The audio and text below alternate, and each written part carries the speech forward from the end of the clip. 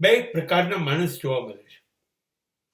એક જણને નીવ કી ઈંટ, પાયાની ઈંટ કહેવામાં આવે છે, અને બીજાને શિખર, મંદિરનું શિખર, એની ધજા કહેવામાં આવે છે. બંને વિરુદ્ધ માણસો છે. બંને મંદિર બાંધવામાં પોતાનો પૂરો સાથ આપે છે, સહકાર આપે છે. પણ નીવ એટલે પાયામાં જે પથ્થર દટાયો એ અંધારામાં છે. એની ઉપર આખું મંદિર, આખી ઇમારત ઊભી થઈ છે. એ અંધકારમાં દટાઈ દે છે, આખા મંદિરનો ભાર સહન કરે છે, અને ચૂપ, એક અક્ષર ક્યારેય જિંદગીમાં બોલતું નથી. બહાર વાળાને ખબર નથી પડવા દેતી કે અહીં હું દટાયો છું અંધકારમાં, અને મારી ઉપર તમે બધા વિકસી રહ્યા છો. આવું ક્યારેય નથી બોલતી. આવા માણસો કુટુંબમાં પાયાના માણસો હોય છે, જેમાં પહેલા મા બાપ.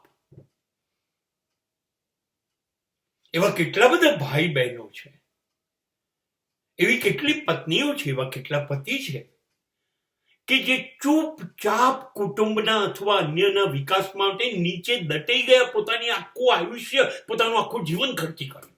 એવા કેટલા બધા માણસ, અને આખું જીવન એક અક્ષર નથી બોલ્યા કે મેં તમારા માટે આટલું કર્યું. આ પાયાની ઈંટો છે, આ બધા જે દટાઈ ગયા એ ક્યારેય કોઈ અપેક્ષા નથી રાખતા કે મારા વખાણ કરો, મને યાદ કરો, મારી નોંધ લો. નહીં, ચૂપ થઈ ગયા, દટાઈ ગયા. અને બીજા પ્રકારના માણસો છે જે ટોચ ઉપર પહોંચી ગયા, છેક ઉપર. તમે જુઓ, દૂરથી ચાલતા આવીશું તો આપણી નજર મંદિરની ધજા જે ફરફરતી હશે ને, શિખર ઉપર પડશે. કેવી સુંદર કોતરણી છે, જો ધજા કેવી લહેરાય છે. પણ એ મંદિરની ધજા એટલે ઊંચે ચડી, શિખર એટલે ઊંચે ઉઠ્યું, એના માટે નીચે કેટલાય લોકો દટાઈ ગયા. એની સામે કોઈ જોવા આવનાર યાત્રી જોતું નથી.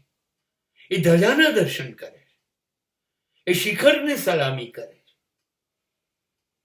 તો કેટલાક માણસોની સફળતા આંખે વળગી જાય, એ પોતે લહેરાય, એ પોતાની સિદ્ધિઓ, પોતાની સફળતાઓથી સંસારમાં દેખાય, એનું પ્રદર્શન કરે, દરેક લોકો એની વાત કરે, એના વખાણ કરે. એક આવા માણસો છે જેને બહુ જ ઓછું કર્યું છે અને બહુ ઝડપથી ઉપર ચડી ગયા છે.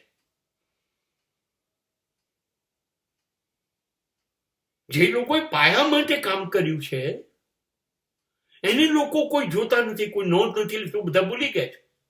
અને જે લોકો દેખાવ કરી રહ્યા છે કે મેં બધું કર્યું, એને સલામી મળે છે, એને નમસ્કાર થાય છે, એની દુનિયા નોંધ લે છે.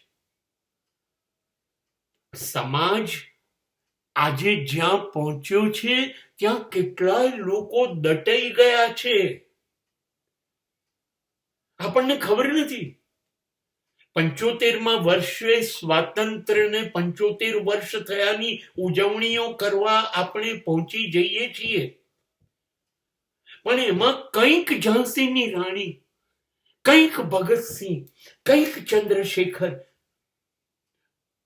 કેટલા સુભાષ, કેટલા લોકો દટાયા છે. અને આપણે આજે પેલી તકલાદી હવાઓમાં લહેરાતી ધ્વજાઓ છે, એને નમસ્કાર કરીએ છીએ. પાયામાં મને આવડતા હતા એવા 2-4 નામ બોલ્યો, એવા લાખો લોકો છે જે પાયામાં આઝાદી માટે દટાઈ ગયા છે. તમે કારગિલના યુદ્ધના વિજયની ધજાઓ ફરકાવો અને ચારે બાજુ ઉત્સવો મનાવો, પણ જે સૈનિકોએ ગોળીઓ ખાધી, બોમ્બથી ફૂરચા થયા, મૃત્યુ પામ્યા, મા બાપ રખડી ગયા, પત્ની ને બાળકો રખડી ગયા, આ લોકો પાયામાં છે, એમના લોહીમાં છે. કારગિલ તમારી ઉજવણીમાં નથી. આપણને પાયાના લોકોને સલામ કરવાની આદત નથી. એ આપણા માટે અંધકારમાં જતા રહ્યા, અને આપણને અંધકાર પસંદ નથી.